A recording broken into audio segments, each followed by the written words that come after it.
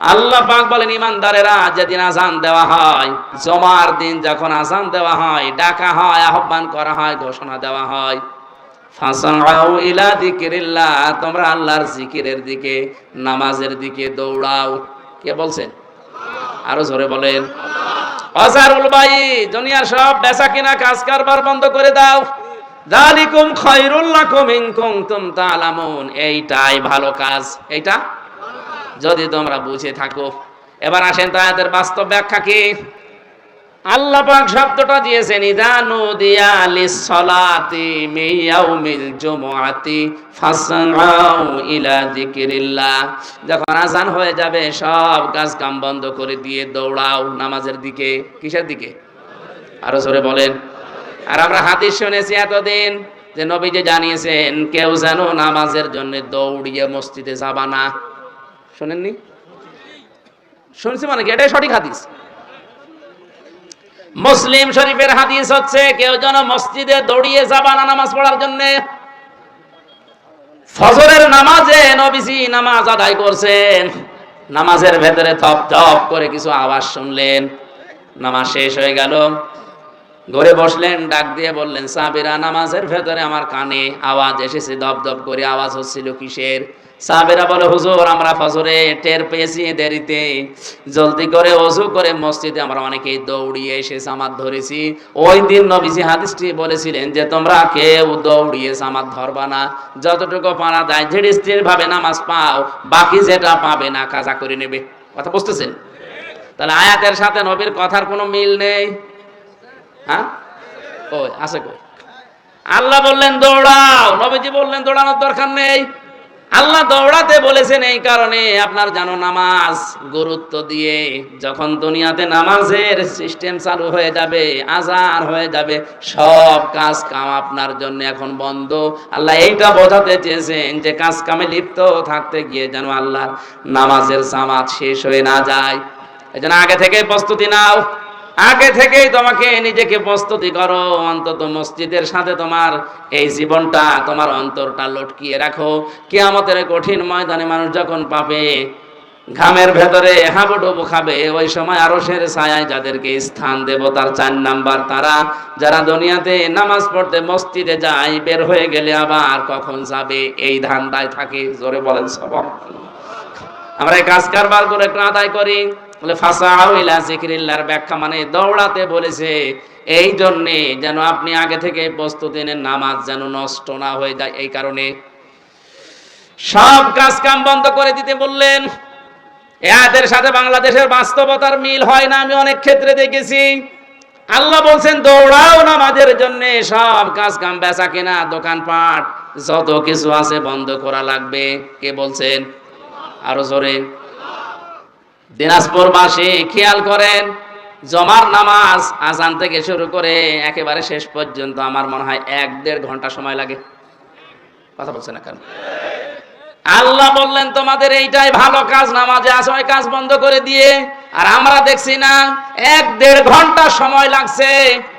অথচ এই দেশে এমন অনেক মানুষ আছে 1 ঘন্টায় 5 লাখ টাকা উপায় করে। মানে কি আপনার বেশি মনে হয়ে যাচ্ছে? ঢাকাতে ডাক্তার মতিয়ার রহমানের বাড়ি খুলনা, উনি পিত্তথলির পাথর বের করেন অপারেশন ছাড়া। ওনার 15 মিনিট সর্বোচ্চ সময় লাগে এক একটা অপারেশন করতে, 1,20,000 করে টাকা নেয়। তো 1 ঘন্টায় যদি 4টা 5টা করে কত টাকা হয়? উনি 1.5 ঘন্টা নামাজ পড়তে গেলে কমপক্ষে 7 লাখ টাকা ওনার লস হবে। কথা বলছেন এখন? এখন উনি যদি এই আয়াতের প্রশ্ন করে, আল্লাহ তোমার সাথে তো আমার বাস্তবতা মেলে না, তুমি বলছো যালিকুম খায়রুল লাকুম, এইটাই ভালো কাজ, অথচ আমি দেখলাম না নামাজ পড়তে গেলে আমার 7 লাখ লস। তা আমার তো লাভ হচ্ছে না, লস হচ্ছে। তাহলে কোরআনের এই আয়াত ভুল। কেন আল্লাহ যালিকুম খায়রুল লাকুম দিয়েছেন? এইটাই ভালো কাজ। ইন কুনতুম তা'লামুন, যদি তোমরা জানো। এবার আসেন ব্যাখ্যায়। আল্লাহ এই কারণে দিয়েছেন, আপনি 1.5 ঘন্টায় 7 লাখ টাকা উপায় করলেন। যে সমাজে নামাজ নেই, নামাজের শিক্ষা নেই, হাসপাতাল থেকে অপারেশন করে 7 লক্ষ টাকা ব্যাগে নিয়ে আপনি ব্রিফকেসে ভরে যাচ্ছেন বাড়িতে, 1-1.5 কিলোমিটার দূরে মনে করেন বাড়ি।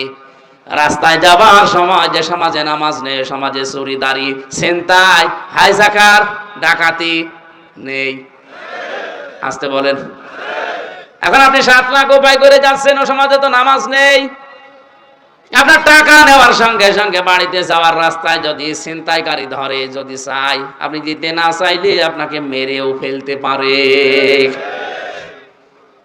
আল্লাহ এই কারণে নামাজের গুরুত্ব দিলেন, কারণ নামাজ যদি কায়েম হয়ে যায়, নামাজের শিক্ষাগুলো যদি ব্যক্তি, পরিবার, সমাজ, রাষ্ট্রে এসে যায়, 7 লাখ না 7 কোটি টাকা সঙ্গে নিয়ে গেলেও তোমার মনে আল্লাহ ছাড়া আর কোনো চোর, ডাকাত, হাইজাকার, ছিনতাইকারীর ভয় থাকবে না। এরকম একটা পরিবেশ আল্লাহর নবী মদিনায় গঠন করেছেন না করেন নাই? আরো জোরে।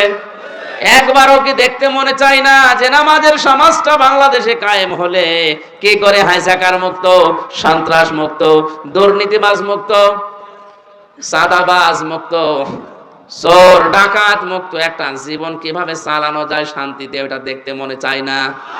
আরো জোরে বলেন, চায় না? আল্লাহ এই জন্য এটা বলেছেন, যালিকুম খায়রুল লাকুম, এটা ভালো। এজন্য নামাজ কায়েম করো, নামাজকে দাঁড় করাও। হ্যাঁ, নামাজ যখন পরিবারে, সমাজে, রাষ্ট্রে কায়েম হয়ে যাবে নামাজের শিক্ষাগুলো, তখন আর মসজিদে বসে থাকার দরকার নেই। ফাইদা কুদিয়াতিস সালাতু ফান্তাশিরু ফিল আরদি ওয়াবতাগু মিন ফাদলিল্লাহ। নামাজ যখন শেষ হয়ে গেছে, এখন আর মসজিদে থাকা যাবে না, এখন ছড়িয়ে যাও, ছিটিয়ে পড়ো, অনুসন্ধান করো আল্লাহর রিজিক। আল্লাহর কি? আরো জোরে। এতে বিধান হচ্ছে 2টা, একটা নামাজ পড়ো আর একটা ছড়িয়ে পড়ো। খেয়াল করেন, তাহলে নামাজও ফরজ, জমিনে হালাল রুজির জন্য চেষ্টা করা, কষ্ট করা। আরো জোরে। আল্লাহ কিন্তু নামাজের আগে ওয়াজকুরুল্লাহ দেননি, যে নামাজের আগে তোমরা আল্লাহর বেশি বেশি জিকির করো, বলেননি। কিন্তু ওয়াজকুরুল্লাহ কাসীরা দিয়েছেন, ওয়াবতাগু মিন ফাদলিল্লাহর আগে। তোমরা যখন অনুসন্ধান করতে যাবে রিজিক জমিনে, তখন কিন্তু আল্লাহর জিকির, আল্লাহর স্মরণ ভুলে যেও না। কারণ আমি আল্লাহ জানি নামাজে দাঁড়িয়ে মানুষ এমনি আমাকে ডাকবে, কিন্তু বাস্তবতায় গিয়ে, কর্মজীবন গিয়ে, প্র্যাকটিক্যাল লাইফে গিয়ে যদি আমি আল্লাহর কথা মনে না থাকে, ওখানে দুর্নীতি হওয়ার সম্ভাবনা আছে না নেই? এখানে নামাজের ভেতরে অনেককে দেখা যায় কাকু কাঁদতেছে, নামাজের গুরুত্বও দিয়েছে, কিন্তু কর্মজীবনে যে এই জিকিরটার স্মরণ করে না, এই জন্যই ঘুষ খায়, সুদ খায়। আরো জোরে বলেন। ভার্সিটিতে থাকাকালীন একবার মাস্টার সার্টিফিকেট নিয়ে আসতে গেছে, যার কাছে গেলাম, বললাম স্যার সই করে দেন, একটা সিল মেরে। অনেক আমারে বলছে, হামজা তাড়াতাড়ি কর। বলছে স্যার আমি তো তাড়াতাড়ি করছি। কিছুক্ষণ পরে আমার বলছে তাড়াতাড়ি কর, আমি জোহরের নামাজে জামাত ধরবো। আমি বলছি আমি তো তাড়াতাড়ি করছি, আমি গাড়ি ধরবো। মাথা নিচু করে বলছে 1000 টাকা বের কর। তো আপনি জামাত ধরবে? কিসের জামাত আপনার? এইটা একটা আসল জামাত। সরকার আপনার কাছে 8টা ঘন্টা কিনে নিয়েছে, 45,000 টাকা বেতন আপনার। কথা বলে না কেন? আপনি মাত্র 10 মিনিট নামাজ পড়তে যাবেন জোহরের, এই 10 মিনিটের জন্য এত তাড়াতাড়ি করছেন যে তাড়াতাড়ি কর, আমি জামাত ধরবো। তা আপনার যে 8 ঘন্টা জামাত এখানে চলছে, ছেলে মেয়েরা আসবে, সই করে ছেলে মেরে দেবেন, এইটাই আপনার জামাত। কথা বলেন না কেন? আল্লাহ এই জন্য বলেছেন, কর্ম জীবনে যে যেন আমাকে ভুলে যেও না, আমার জিকিরটা ওই জায়গায় আরো বেশি করো, তাহলে এই দেশে দুর্নীতি হবে না। আয়াতের শেষে ছিল লাআল্লাকুম তুফলিহুন, যদি এটা করতে পারো আমি আল্লাহ বলছি তোমরা সফল হয়ে যাবে। জোরে বলেন সুবহানাল্লাহ। এই জন্য আমরা যদি আল্লাহর রিজিক, অনুগ্রহ পেতে চাই, আল্লাহর দয়া পেতে চাই, এদিকে তাকান, আল্লাহর অনুগ্রহ যদি কেউ পেতে চায় তাহলে জমিনে আসা লাগবে, আর আল্লাহর রহমত যদি কেউ পেতে চায় মসজিদে যাওয়া লাগবে। মসজিদে ওঠার সময় বলা হয় আল্লাহুম্মা আফতাহ লি আবওয়াবা রাহমাতিক, হে আল্লাহ তোমার রহমতের দরজা আমার জন্য খুলে দাও। কথা বলেন না কেন? আর যখন বের হয় মানুষ, তখন কি চায়? আল্লাহুম্মা ইন্নী আসআলুকা মিন ফাদলিকা, এই যে ফজল, অনুগ্রহ, হে আল্লাহ আমি তোমার কাছে আশা করি, চাই যে তুমি আমার রিজিক দাও, ফজল দাও। এখানে ফজল মানে রিজিক, ফজল মানে কি? তাহলে আমাদের কাজের সময় কাজ করা লাগবে, আর নামাজের সময় দুনিয়ার সব স্টপ, নামাজ পড়া লাগবে। এখন থেকে সিদ্ধান্ত নিয়ে যান, যত কঠিন পরিস্থিতি তৈরি হোক না কেন, ফরজ নামাজ আমি জীবনে আর ছেড়ে দেব না। হ্যাঁ, আমি আর চাই করি না কেন, ফরজ নামাজ নামাজ শেষ হয়ে গেলে মসজিদে আর বসেও থাকবো না, কারণ আল্লাহর নির্দেশ ফান্তাশিরু ফিল আরদি ওয়াবতাগু মিন ফাদলিল্লাহ। নামাজ শেষ হয়ে গেছে, এখন জমিনে ছড়িয়ে পড়ো। এ নির্দেশ কার?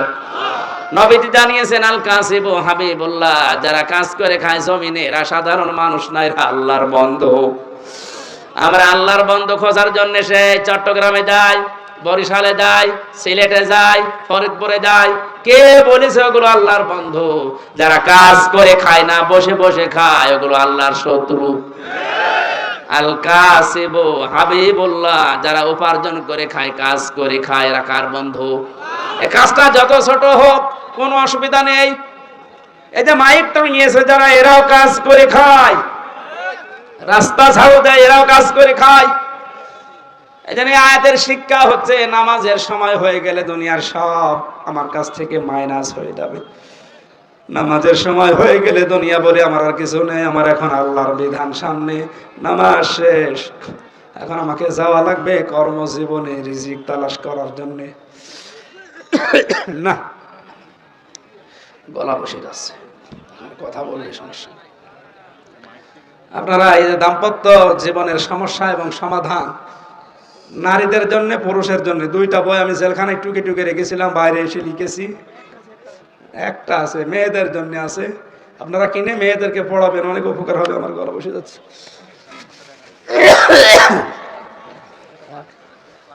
এই মাহফিলের খরচের জন্য ওনাদের টাকা পয়সা ওঠেনি, আপনারা একটু দয়া করে যাদের সামর্থ্য আছে দিয়ে যাবেন। যারা ভেতরে আছেন একটু কয়েকজন উঠে এটা করে নিন ভাই। এমন হয়ে গেল কেন গলাটা?